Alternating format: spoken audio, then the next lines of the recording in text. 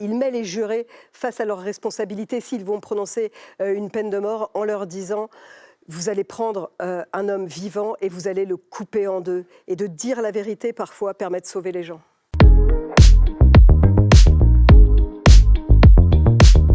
Virginie Despentes, pour les mots qu'elle emploie, sans détour, au couteau, il n'y a jamais une phrase en trop, elle ne perd pas son auditoire. Et puis elle va plus loin que son propre propos, comme nous quand on défend les gens. C'est un procédé d'avocat, je crois qu'elle ne le sait pas, et si je pouvais l'encourager à passer le barreau, je le ferais volontiers. L'exécution de Robert Badinter, il défend Bontemps qui s'est évadé d'une prison avec un codétenu et un surveillant a été tué. Mais celui que défend Robert Badinter n'a tué personne. Et Robert Badinter se dit s'il n'a tué personne, il ne va pas être exécuté puisqu'il encourt la peine de mort. Et c'est un livre qui donne véritablement envie d'être avocat. Et jusqu'au bout, quand on le referme, on finit encore par vouloir être avocat parce que contre la vie, contre ce qu'on peut imaginer, contre toute logique et même contre la loi, effectivement, il est condamné à mort.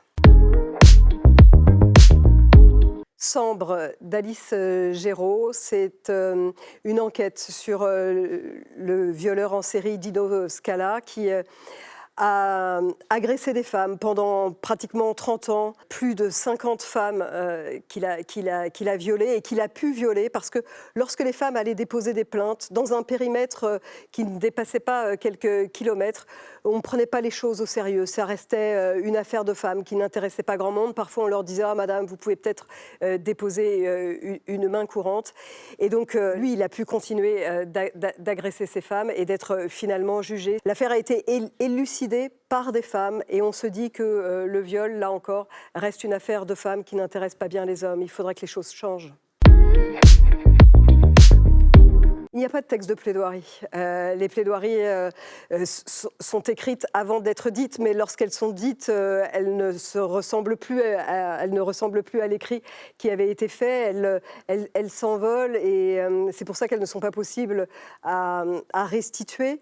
On connaît quand même les mots de Robert Badinter encore quand il plaide pour celui qui aurait pu être condamné à mort, Patrick Henry, et il plaide contre la peine de mort et il met les jurés face à leurs responsabilités s'ils vont prononcer une peine de mort en leur disant « Vous allez prendre un homme vivant et vous allez le couper en deux ». Et de dire la vérité, parfois, permet de sauver les gens. Le code de procédure pénale, nul n'est censé ignorer la loi et pourtant ce code est particulièrement indigeste et tout le monde, en tout cas tous les néophytes, les citoyens l'ignorent et c'est pourtant ce code qui protège tous vos droits. Michel Audiard, la justice c'est comme la Sainte Vierge, il faut qu'elle apparaisse de temps en temps sinon le doute s'installe.